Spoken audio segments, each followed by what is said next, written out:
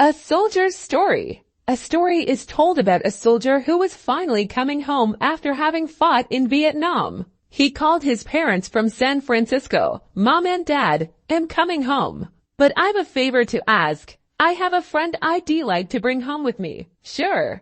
They replied, we'd love to meet him. There's something you should know, the son continued. He was hurt pretty badly in the fighting. He stepped on a landmine and lost an arm and a leg. He has nowhere else to go, and I want him to come live with us.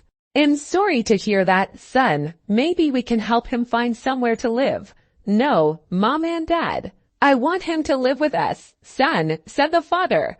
You don't know what you're asking. Someone with such a handicap would be a terrible burden on us. We have our own lives to live, and we can't let something like this interfere with our lives. I think you should just come home and forget about this guy. He'll find a way to live on his own. At that point, the son hung up the phone.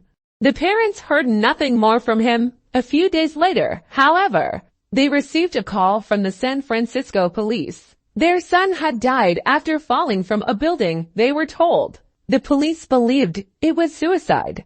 The grief-stricken parents flew to San Francisco and were taken to the city morgue to identify the body of their son. They recognized him, but to their horror they also discovered something they didn't know. Their son had only one arm and one leg.